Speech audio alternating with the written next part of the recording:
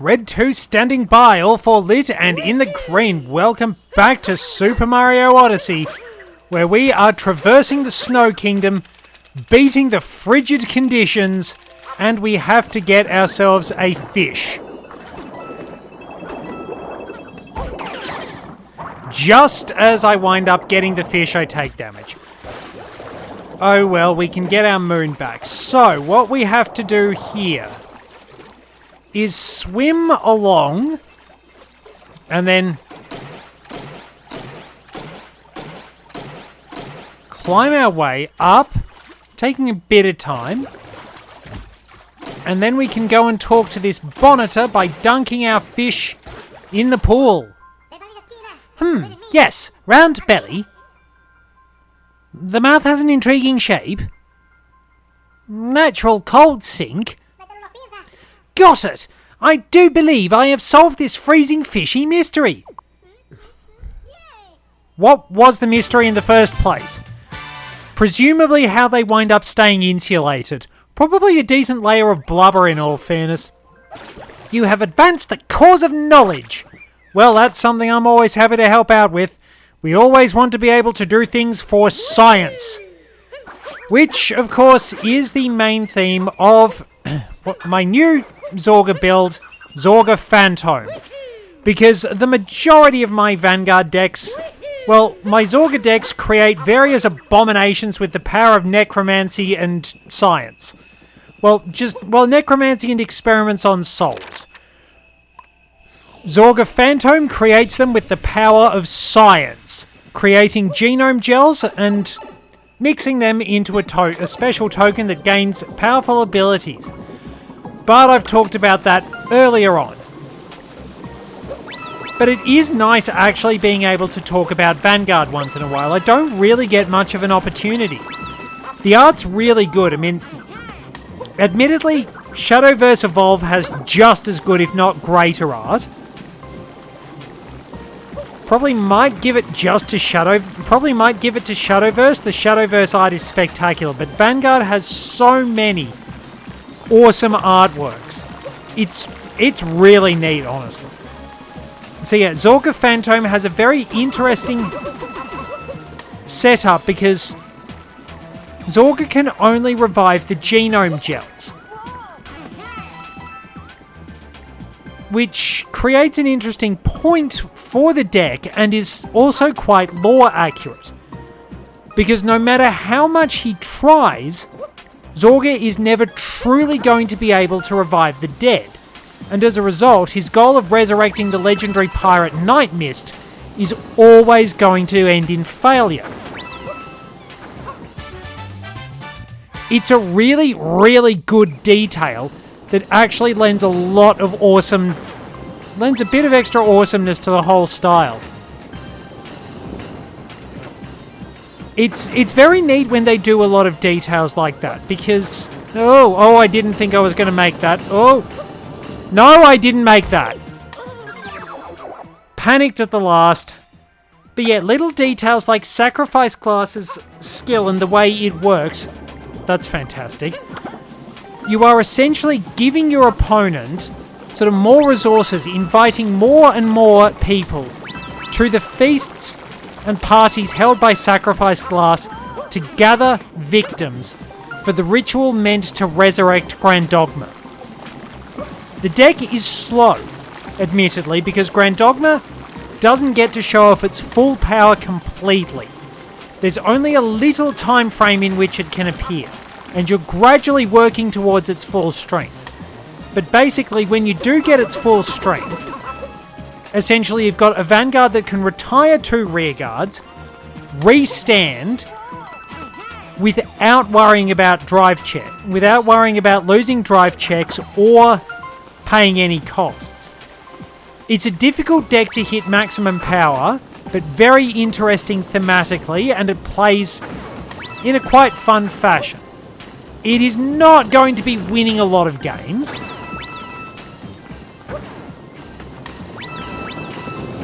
I will level with you on that. It's not exactly going to be like top tier tournament stuff, but it's still a really fun deck overall. in terms of how it implements lore to the way it plays, that's really, really good. It's got a very fun setup overall. I just really like it. More Cooper Trace walking. Let's jump over there. So we've got to walk an icy triangle for 90 points. Will I perform well, or will I need to inflict cranial trauma upon a person? Which judging criteria do you have today for me? I look ridiculous. All right. Can I make 60-degree angles?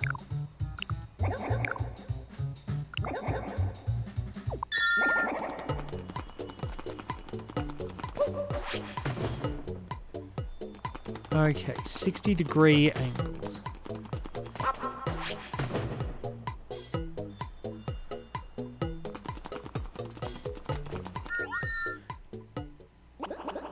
That's fairly clean. It was just a little tight on... Oh, that's a bit rude. Oh, well. We should be able to get it done if I just went to go a little bit further forward.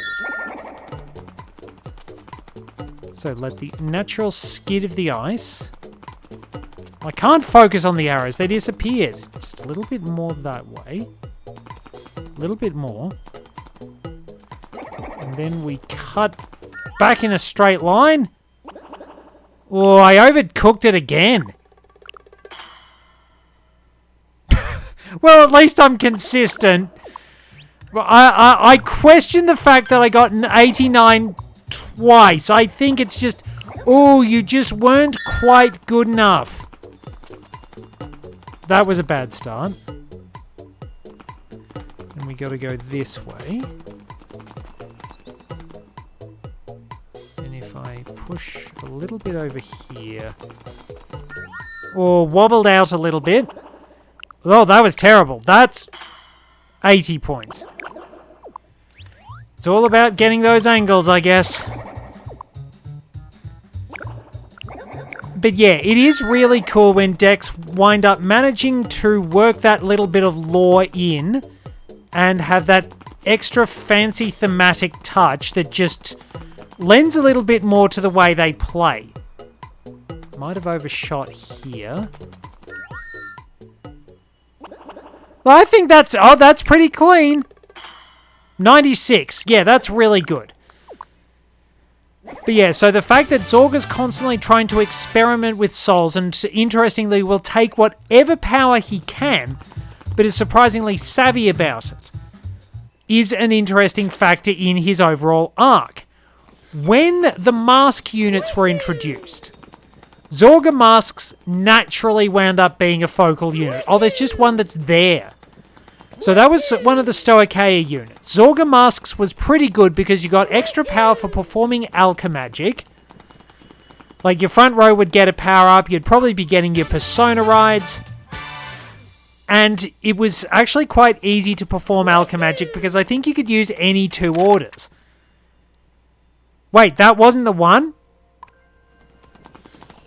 What am I looking for then? Is it Lakitu?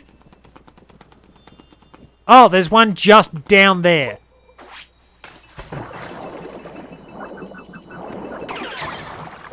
Okay, well that's fair enough. I'll take that, but yeah. So Zorga had been gradually transforming his own body to try and acquire new power, which was sort of what Grave Zorga showed. Sort of call Grave Zorga a side grade to the original Zorga. In a way. So we've got to go a bit higher up. But yeah. Oh, it's just pound the ground. But yeah, so you had Grave Zorga, then Zorga masks came along. So yeah, there was... Let's see, there's Zorga masks, Grave Zorga. Then we had... Then there's Zorga Nadir, but Zorga masks is the interesting one because... all of the mask units, even Avant-Garde mask, yes, there is a giant mecha mask unit, are wearing the mask of Hydrogram in one way or another. With the exception of Zorga, who's holding it in his artwork, but not actually wearing it. So I think we might have to drop down here for the rest of the moons. And then we just have to figure out where we're going.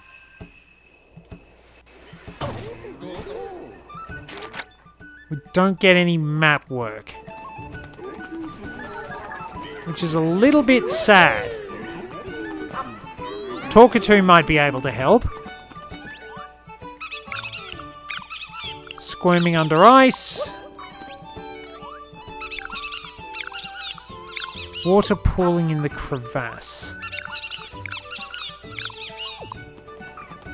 Ice. Oh no. So wait a minute. There might be one in each of these. I think that's what it is. There's an extra one in each of these areas. Ah yes. We must become Legion again. No. I got myself... I killed one of the Goombas. I do need to be I do need all 10 Goombas, and now I look even dumber. But yeah, Zorga is the only mask unit that actually winds up not directly using the power of the Mask of Hydra Group. Zorga Nadir sort of follows on from Grave Zorga, continuing to use greater power, even transforming his own body in the search for the power that will let him revive Nightmares. But as we get to see from Zorga Phantom, he's never going to be able to do it. It's just the way it is. He's chasing an impossible dream, basically. And it is a really cool thematic touch. Honestly, they did really well with that concept. It adds a little something to the deck, and the fact that it is getting a 5th attack unit is really good, because most decks sort of do actually get easy 4th or 5th attacks. And that's the interesting thing with a lot of Zorga's decks. They didn't do those 4th and 5th attacks for quite some time.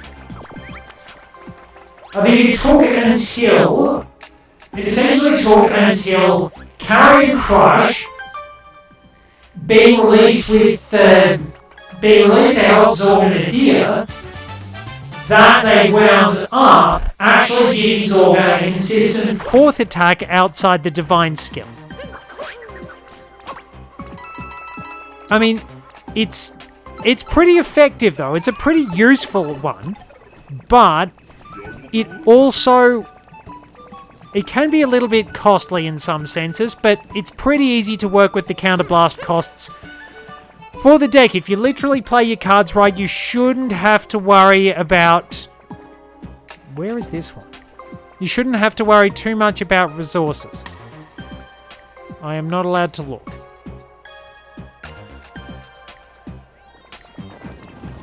Alright, so how tall do you go? Not tall enough.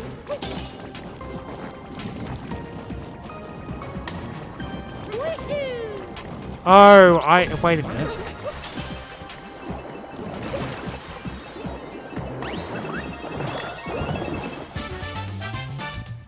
Water pooling in the crevasse. Okay, that was just what that one was. I thought it was going to be something where we jumped higher up. But, yeah. So, I've always liked the decks, but it's an interesting thing in Vanguard that some decks are just a little bit better than others because they don't have as many limitations on them. Some decks are just a little bit fair as such. Some decks are a bit more powerful tournament-wise than others. But then you get some decks that are strong, but they're also fair in the sense that they don't have that little touch that can make them just consistently more powerful to deal with. Like, a lot of the support available to the recent Aichi Icon Royal Paladin deck When you get Gancelot and Zero, that deck becomes ridiculously strong. It's probably a metagame leader because it can just get a whole lot of power really easily. Is there something in there? Just a coin. But like something like Zorga Phantom, sure, it's powerful. It's got access to a really good unit in the Ubermensch token, but it does have the disadvantage in some senses that while it's got a really good start, it can end up with a really good start, but it honestly needs to be able to maintain that momentum. And if it misses out on its persona rides or ways to increase power, it's just kind of fair. It's strong, but it's not anything decks can't handle.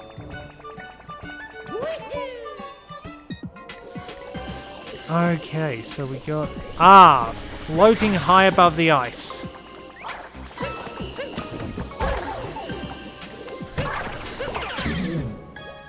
Oh well. Okay, so we'll clear those. Might have to... Oh no, wait, we can... we should... Icy Jump Challenge. Well, okay, I kind of cheesed that. And yes, somehow I survived. Somehow I did not end up falling off.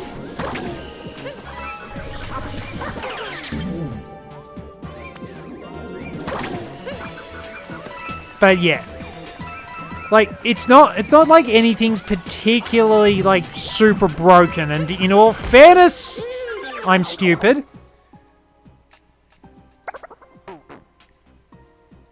In all fairness, pretty much... Wow, that really does... That looks like a carpenter build. In fairness, pretty much any deck can have its day if you get a bit of luck on your side. And some decks do hold up pretty well.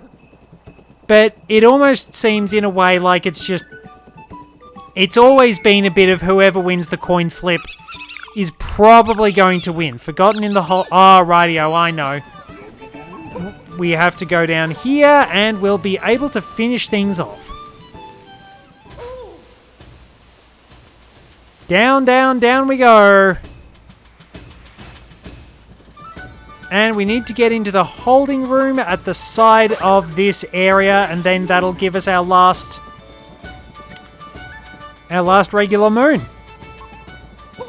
Well, the last moon in general. This, I don't know why, but this is giving me Captain Lou Albano vibes. There's just something about the old school style. Is it up there?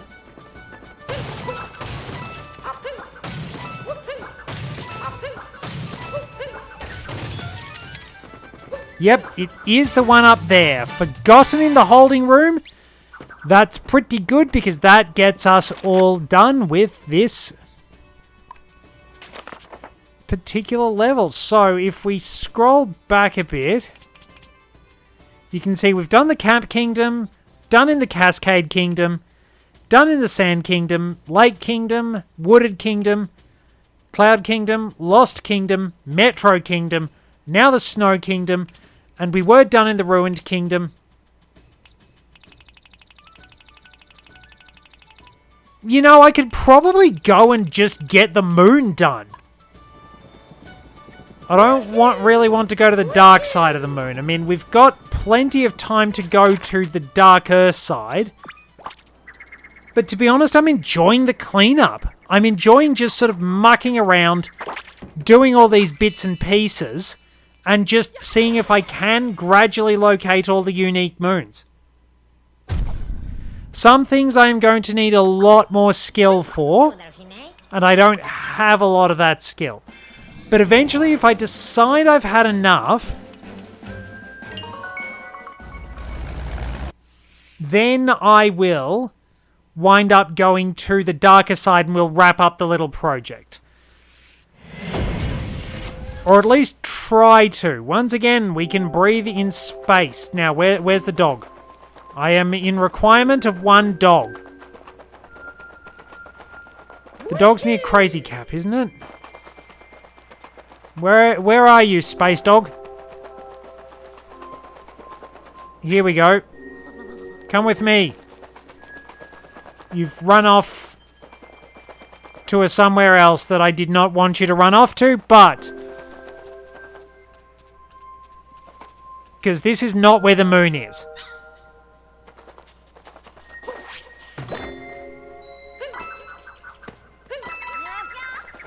Alright. Chase the hat. Come with me. Follow me, dog. I know the way.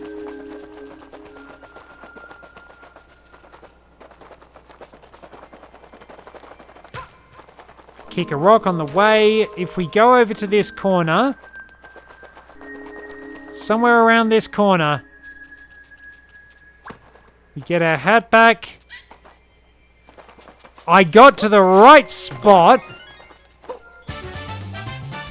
And there we are, found on the moon. Good dog. I did remember seeing that one. But now we have to get up very, very high to talk to Talker 2. But the low gravity stuff is really nice. I like it as a game mechanic, honestly. Wish there was a bit more like that. I mean, I'm going to be honest. I did genuinely like the low gravity stuff in Tears of the Kingdom. Actually getting to explore through the water temple was really, really good. It was just a real shame that, like, the low grav stuff was pretty cool. There were some neat puzzles. Fly to the treasure chest and back. I know that one. Now I do anyway. On top of the cannon. Doctor in the house. Ah, rightio. So we do not need to be Dr. House. Mario trying to do a Hugh Laurie impression. Now that would be interesting. Speaking of, really good blues musician. What else do we actually have? Still can't get that. Should I get... I could be Metal Mario, but I do want to save up for the Sunshine outfit, because I love that one. Dr. Stethoscope. Brightly coloured pills, they'll cure all your ills, just as long as you've got fever or the chills. So, we have to go all the way up here for that one. We have to talk to an apparently sick Shavirian.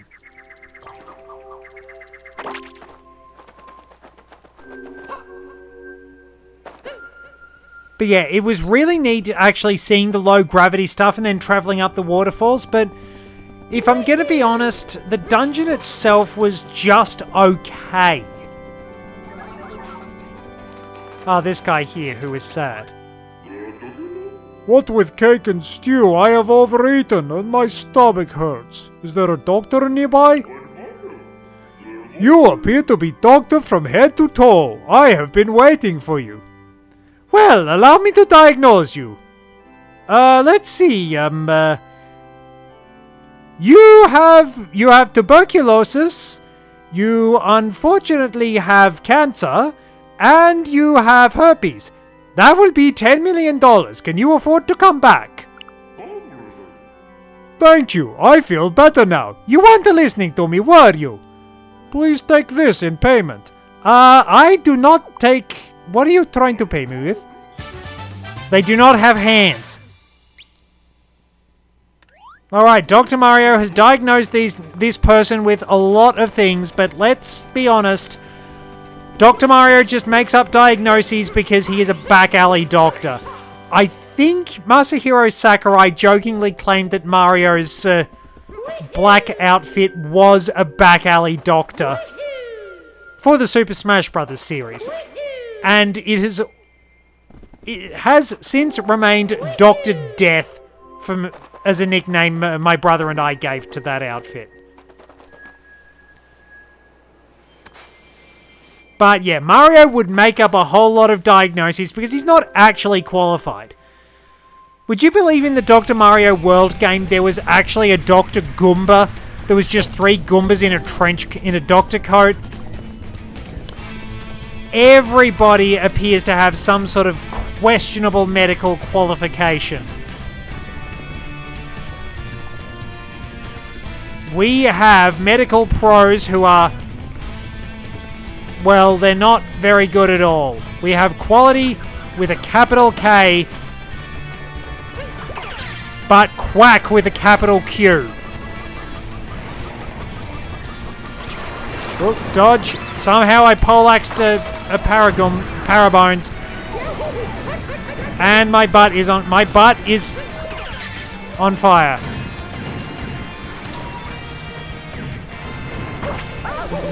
Why did I do that? It's like, oh, the fire's not actually... I'm going to stay as Dr. Mario. Please tell me I'm going to stay as Dr. Mario. Yes, thankfully I am staying as Dr. Mario.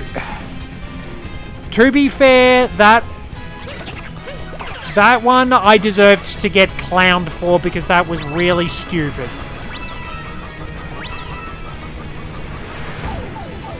Well, I've been shot.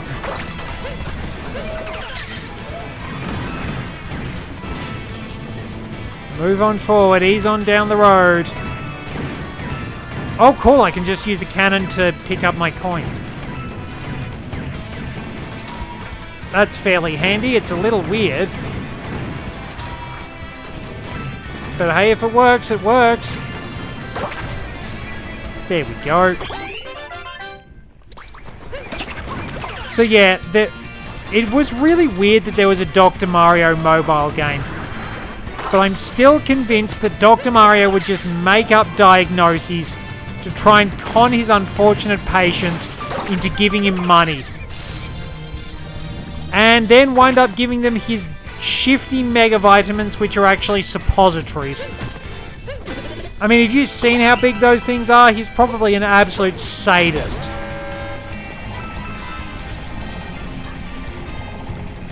So yeah, I do believe that Dr. Mario is a very, very questionable doctor. But honestly, some of the Smash Bros. Outfits are really, really good. Like, Roy's gold outfit in Melee was absolutely fantastic. I always played as Gravity Suit I'd almost always play as Gravity Suit Samus because I've mentioned that I do really like it. It's generally my favorite suit design in a game where it appears. So, we've got that. There was Ganondorf's purple outfit, which was really good. And when it came to Soul Calibur 2, interestingly enough, Link's purple outfit was usually the signature one. It's like, you do well, I will... It's like, this is my standard one. Link's my best character. Do well, and I will do well against me, and I will let you wear the purple outfit. Spoilers, my friends always got to wear the purple outfit. Not because I was crap, but because, well, I think they all did well. Alright. So we need to get on top of the cannon. One of the cannons. Is it this one? Not this one. Actually, this one. Okay.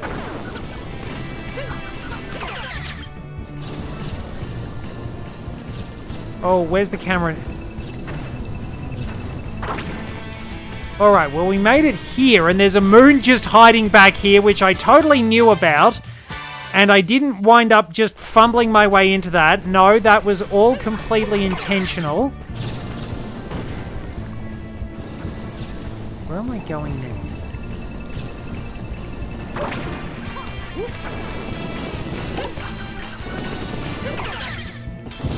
Alright.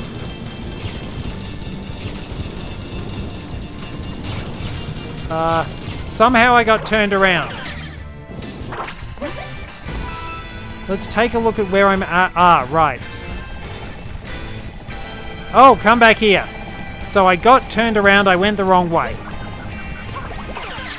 But yeah, Soul Calibur 2 was great. Interestingly, it was the best-selling version of Soul Calibur 2 because the novelty of playing as Link was just so good. I mean, I reckon they did a really good job translating Heihachi's gameplay, but then again, I think it was the people who made the game, so I don't think they really had any issues. So I've got to head over that way. Alright. Wait, where does the hat come from?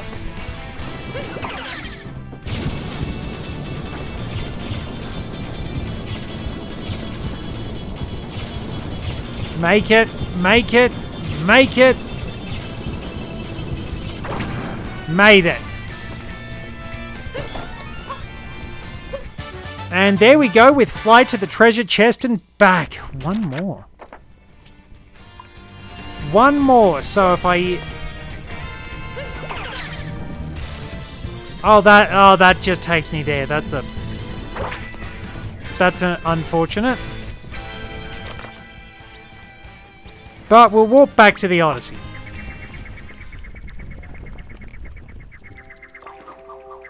We might as well actually wrap up the Moon Kingdom. I've left this one going a little bit longer, but that's okay. Because I wanted to wrap up the Moon Kingdom. So yeah, the Xbox version of Soul Calibur 2, that got Spawn. Todd McFarlane, the comic book character that Todd... Wait, no more hints? What am I missing then?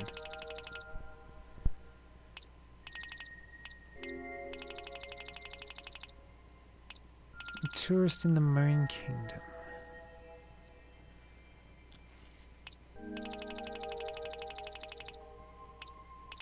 That's a weird one. I honestly thought I'd been... Alright, Hint Toad. Where's Hint Toad? Right down there. What do you have to say? Neither of you are helpful. Unless I have to locate Peach somewhere.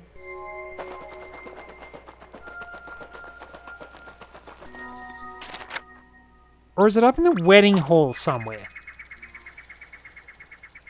Do I have to do something up here?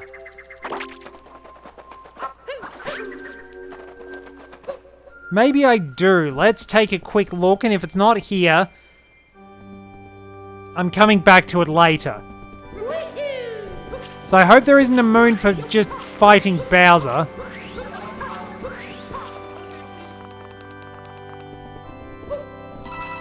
There's money.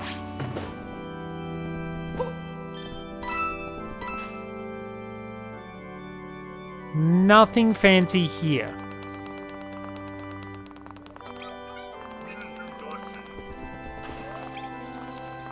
Just tidying up, cleaning up. Oh, it's probably somewhere along the way down in the Moon Caverns, but I think we're going to go to the beach.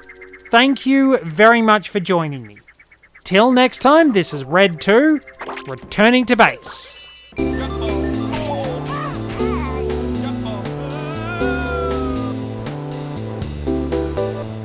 The cover's come off again. How did I fail and succeed? I thought I was going to have to start the whole thing again. No! Not into the pit! It burns!